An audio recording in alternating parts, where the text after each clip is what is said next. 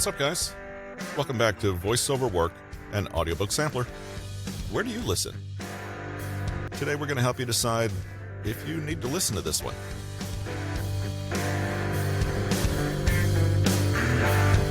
We present today the chapter-by-chapter summary of Anthony Carpino's book, Goodbye, Dad.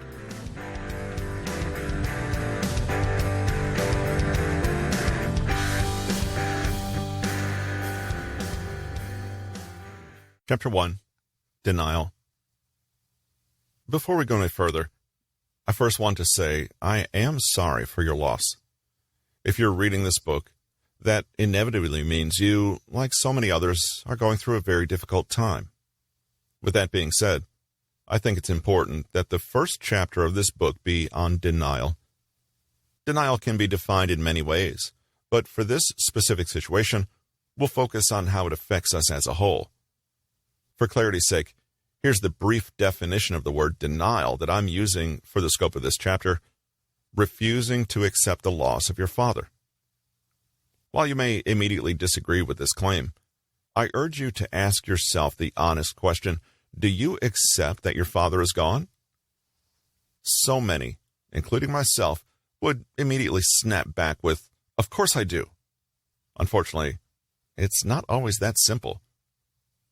In the days and weeks after losing my dad, I would tell you or anybody else that I had no denial, no doubt that my father was gone.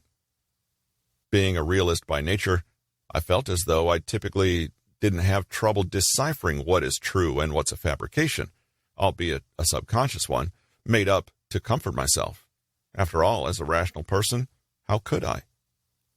Little did I know back then that I was overestimating my ability to accept the loss until I found myself searching for answers and wondering what to do next. While I can't tell you exactly when I overcame my denial, I can tell you that eventually I did, and you will be able to do the same. It's no secret that we all handle emotions differently, and that goes for denial as much as it does any other feeling. Maybe you're like me, and you can tell yourself and others you're fine. You do understand the extent of your loss. The next person may be wondering when they will get the phone call saying that there was a mistake, that their loved one is just fine. If somebody hasn't told you already, there's nothing wrong with that.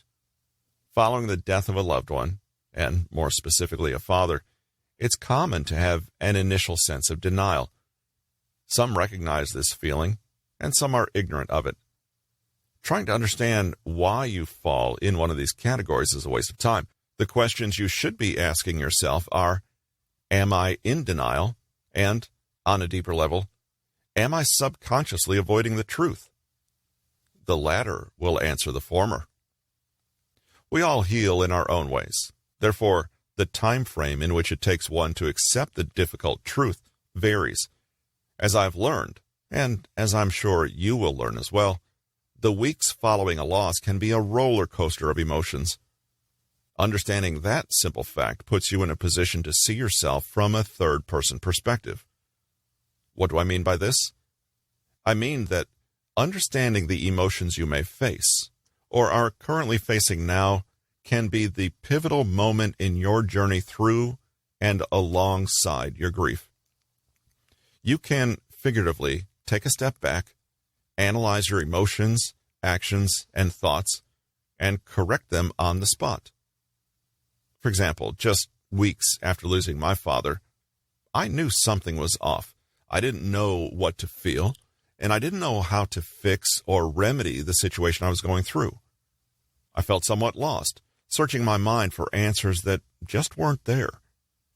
I started to take note of these emotions and concluded that this, whatever this was not like me. It was not me at all. I had been... Chapter 2, Anger.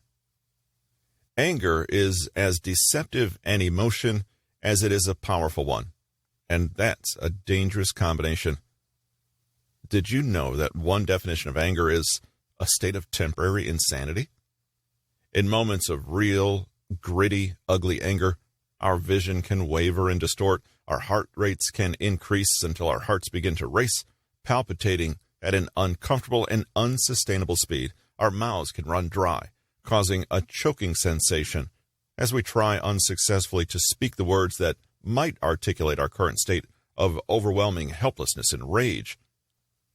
I know that in my moments of anger, I've felt on different occasions waves of either red-hot heat or an icy chill wash over me.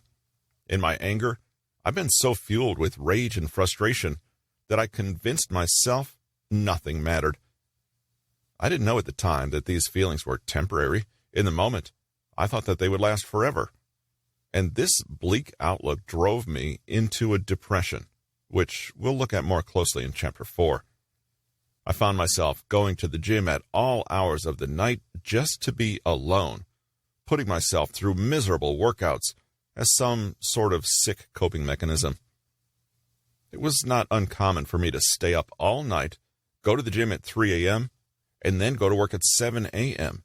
It sounds insane, I know, and I'm not suggesting you do the same, at least not to the same extreme extent. But it helped me release some of that anger I had, and it was the best I could do with the tools and the knowledge I had available to me at the time. But perhaps even more palpable than the physical symptoms of anger are the psychological ones. Anger makes us lie to ourselves. Because it's such a strong emotion, we mistake it for strength itself. For example, have you ever experienced a romantic rejection and defaulted to anger and cynicism, declaring something like, "I didn't want to be with them anyway"? Alternatively, perhaps somebody ahead of you in traffic has delayed your journey. In that moment, your irritation paints a mental picture of this other commuter as the incarnation of evil itself, sent to personally inconvenience you, annoy you, and disrupt your day. If you're approaching or already deeply embedded in this stage of your grief, you may be nodding along, signaling your assent as you agree with these words. Of course, when we step back from our anger, we can see it's usually a shield for other more frightening emotional states that, in that moment, we don't feel ready to acknowledge. Sometimes, even if we do feel ready to acknowledge these states, we don't know how to do so. Let's look at a non-grief-related scenario for a moment, just to illustrate my point. For example, you may feel angry if you experience a romantic rejection. We don't want to feel the low self-esteem and sadness that can accompany rejection, so we unconsciously transmute those feelings into anger, because anger frames us defiant, powerful, and superior rather than unwanted. And I'm pretty sure nobody on this earth wants to feel unwanted. To revisit my second example, if somebody cuts us off in traffic, it's easier to paint them as idiotic, callous, or oblivious, rather than reflecting empathetically on the fact that they, like everybody else, are simply trying to get to their destination. They did not, in fact, wake up this morning with an explicit, deliberate agenda to inconvenience everybody else. Chapter 3, Bargaining. One of my strongest intentions in writing this book is to communicate honestly. I won't mislead you or sugarcoat hard truths. In the spirit of that integrity, I'd like to be upfront that while the bargaining stage didn't affect me as severely as the other stages did, or as strongly as it can affect other people, it did still affect me. This is my personal experience with it. Your own experience with bargaining, if you go or are going through this stage, may differ. I don't recall addressing a higher power or asking to switch places with my dad. I knew, logically, that could never happen, so I didn't try. I felt deep down that if my father could hear me, he would laugh at me and tell me to forget about it. Very Italian, I know. For others, this exact example, literally bargaining with an entity one believes in, may come into play, but for me, I personally felt that there was nothing I could do. I did, however, go through a stage of guilt. I felt like I was slightly responsible for my father's death. To give you some backstory, in the final days before my father's passing, he was under hospice care at our family home. Due to his mental and physical condition, he was administered a lot of medication to minimize his pain as much as possible. As much as I wanted to protect my dad in his vulnerable state, I didn't have the medical knowledge or understanding to dictate what medication he truly needed. I found myself, quite literally, hovering over the nurse's shoulder as he administered a final dose of pain reduction medication. I remember pressuring the nurse, asking him if my father really needed the medicine. He, of course, reassured me that it was to take away some of the pain my father was feeling, and I thought, who am I to make my dad suffer any more than he already has? The medicine was administered, and my father passed away that night. For over a year, I carried the weight of that guilt, believing that I'd somehow allowed my father to get taken advantage of and subsequently killed as a result of my medical ignorance, as a result of my unwillingness to challenge the nurse further or even throw him out. To say I went through some dark times would be an understatement. While this may sound silly to you as the reader with the benefit of distance and emotional objectivity, I couldn't help but feel somewhat responsible for his early passing. Thoughts like, you shouldn't have let that nurse give him any more medicine, and you were supposed to protect him, flooded my mind. I couldn't go to my friends or family with these thoughts because I was too ashamed of myself for what I'd done, or rather, what I did not do. Looking back on it now, I regret keeping that emotional load all to myself. Quite frankly, it was a lot to deal with alone. I realize now, with the benefit of hindsight, that it was too much. I wish I'd talked to my friends and my family sooner, because once I did, they gave me some much-needed perspective and allowed me to see just how skewed my understanding of how it had all happened was. What did I learn from this? And what can you learn from this? 1. In these vulnerable states of emotional turmoil, it's normal to feel like we could have or should have done more. 2. As mentioned in Chapter 4, Depression. This is a tough one to write about, and an even tougher one to go through. First and foremost, let me just say that this part of the grieving process was the most difficult of the 5 for me to overcome. I don't say that to frighten you or to imply that the process will be the same for you. I merely want to bring the fact to your attention to maintain the spirit of transparency and authenticity I'm aiming for with this book.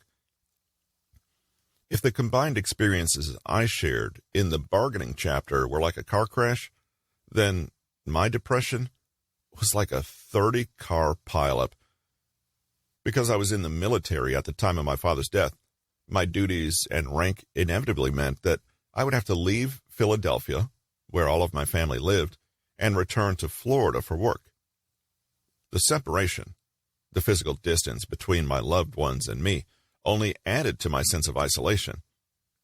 I went from being a very outgoing, active, and social individual to very isolated, lethargic, and quick to anger. I didn't shy away from any confrontation, big or small, because I felt like I had a bone to pick with the world. I distinctly remember staying in my house for months on end, only leaving to get food, work out, and go to work. My sleep schedule was completely ruined. I'd only sleep during the day and remain awake throughout the night. If my friends would ask me to go out for some drinks or to the club, I'd just make up excuses to avoid the situation entirely because even spending time with people I cared about felt like too much effort. My depression got so bad that I even reached the point of praying and wishing for deployments and or patrols to come up just so I would have an excuse to be out of reach of everybody. I enjoyed not having cell service. I enjoyed being 250 miles off the coast of a foreign country in the middle of the ocean. I enjoyed being alone, and I enjoyed forgetting about the issues waiting for me back home. It was bittersweet. While I am happy to say this part of my life is over now, and I have the knowledge, experience, and grounded mental capacity to deal with these issues instead of running from them, I still think it's important to bring them up, just in case there's one person out there going through the same thing. If there's one thing I can tell you about depression, it's that it is a marathon, not a sprint, so pace yourself. That finish line just may be over the horizon. When and why you might experience depression. If you're revisiting this chapter a while after completing the previous chapter, in which we went over bargaining, how, why, and when you might experience it, and what you can do to overcome it, or if you're reading the book outside of chronological order and only touching on the sections and chapters relevant to you, which is a perfectly valid way to read this book, and one I encourage, then I think this is a good opportunity to revisit, or for some readers, touch upon for the first time, the when and why of how exactly you might experience the depression stage of grief. Depression usually, but not always, follows the bargaining stage. If you think of anger as heat and bargaining as numbness, then depression is the sometimes frosty cold that follows. It can feel as sharp and brittle as an icicle, and just as slippery and unpleasant to the touch. The reason depression usually follows bargaining is that once we leave the bargaining stage, we have begun the road to acceptance. Chapter 5, Acceptance. Like each of the other grieving processes you'll go through, acceptance has its own set of challenges. As I've said before, these challenges typically differ for everybody, so you should feel free to take what I say with a grain of salt. For starters, acceptance is, in my opinion, one of the grieving processes that never seems to truly end. While, yes, it may subside or transform enough to the point of becoming unrecognizable from your original state of acceptance, you know in the back of your mind that your newfound acceptance will always be a part of you. What do I mean by this? And is that a good or a bad thing? Well, as is often the case with grief and loss, the answer, I'm afraid, isn't a simple one. I mean that even though there comes a point at which you accept and fully internalize the loss of your father, you'll still have those days where you feel an overwhelming sense of sadness, guilt, and heartache because you miss him. This is no different for me. I'm not spared the complications and nuances of grief any more than the next person. At the time of writing this book, it's been roughly 6 years since I lost my father, and I still find myself isolating from time to time. I will say, though, that I do so in a healthier manner than before. I cope by going on long walks, working out, and even practicing different forms of meditation. No, I don't sit there crisscross applesauce with my pointer finger and thumb touching while my other 3 fingers are extended. Although I don't judge, so do what you need to. I do achieve this same feeling of peacefulness by taking the time to pray and talk to my father directly. These prayers can last anywhere from a few minutes to an hour. Now, I know that may sound ridiculous, but it has truly helped me over the years, so I'll stick with what's working. However, as I mentioned at the beginning of this book, I will at no point attempt to push my religious practices onto you, because in my eyes, that's something one should discover on their own. I bring this personal experience up to merely offer another solution that could be used or experimented with. Unlike some of the other processes you may go through, acceptance feels a bit more tangible. Now, don't picture acceptance as a finish line you can't wait to cross. Even though it may seem like it's a fixed destination and you feel like you could get to it faster if you just pushed harder, that finish line has a funny way of staying out of your grasp until you have truly experienced and accepted the loss. That day will come. You just have to stop chasing it. Once it does come, though, you will feel it. It is a tangible feeling that I can only describe as a sense of contentment. It feels as though a weight has been lifted from your shoulders. Just as when you may have had a homework assignment, task for work, or chore hanging over your head for days or weeks, the feeling of completing it removes that thought and allows you to focus on what is ahead. Yes, You may have those bad days or weeks, but I can assure you they're nothing compared to what you've already been through. My acceptance has allowed me to move forward with my life, leaving my guilt, anger, and heartache in the past. I no longer focus on the things I don't have, like my father. Instead, I consciously put even more energy into appreciating the things I still do have. For example, my family. While this is often easier said than done, it has been truly beneficial and a pivotal point in my grieving process.